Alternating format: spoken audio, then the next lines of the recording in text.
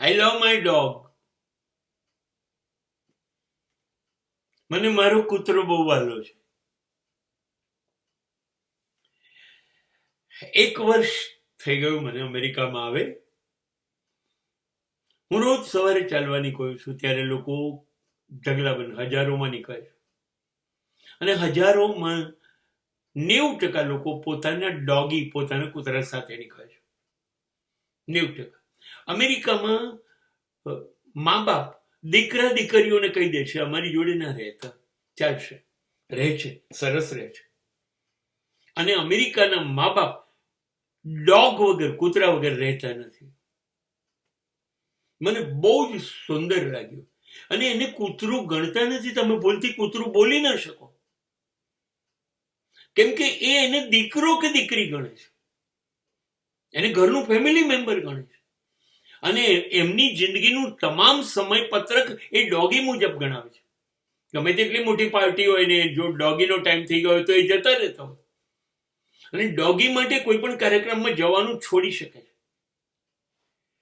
મને ઘણી વાર સવાલ થયો કે આવું કેમ? માણસ ઇમ્પોર્ટન્ટ નથી? કૂતરું એટલું ઇમ્પોર્ટન્ટ છે? યસ, હું જોઈને શીખ્યો. જેમ જેમ હું માણસોને જોતો જાઉં છું એમ એમ મને કૂતરાઓમાં વિશ્વાસ વધતો જાય છે. મારો માણસોમાંથી વિશ્વાસ ઉઠી ગયો.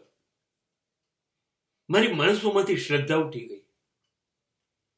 માણસોની નાલાયકી, હરકતે જોઈ, અનુભવી, અને મને એમ થયું, અરે આની પાસે બોલી નથી, ભાષા નથી, કોઈ જન્મો જન્મના સાથના સોગંદ નથી, અને આ કેટલું વફાદાર છે. મારી ગાડી પાર્કિંગમાં આવે ને બારણું ખુલે એની સુગંધથી 1000 પગલા દૂર એ ગાડી મારા ઘરની બારી પાસે પૂંછડી પટપટાવા માંડે છે. સુગંધથી ઓળખે છે 1000 પગલાથી કે મારો માલિક આવી ગયો. એની વફાદારી વિચાર.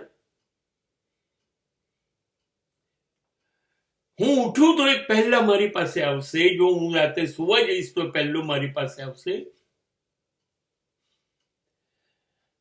એનાથી વધારે એની પાસે શબ્દ નથી. એ પુષ્કળ પ્રેમ કરે. એ બેઈમાની નથી કરતું. એ કોઈ ચોરી નહીં. એ જેવું છે એવો જ પ્રેમ કરે છે. અને જો મારું ખરાબ થવાનું હોય તો એ 24 કલાક ભસી શકે. એ કોઈની પાસે દોડી શકે. આ વફાદારી છે જાનવરમાં. આ છે માણસમાં. અને માટે જેમ જેમ મને દુનિયામાં માણસ ઓળખાતા જાય છે એમ એમ મને એમ થાય છે કે આનાથી દૂર સારું. અને જેને લોકો દૂર રાખતા હોય એ કૂતરાઓને જોઈએ છે, પેટ જેને કહે છે, તો મને એના માટે પુષ્કળ આનંદ થાય છે. એ લોકોની વફાદારી પર શક કરવાની કોઈ જગ્યા નથી. અને જો એમની વફાદારી પર શક થાય તો મને મારી ઉપર શક થશે, મને મારા ઉપર શંકા જશે.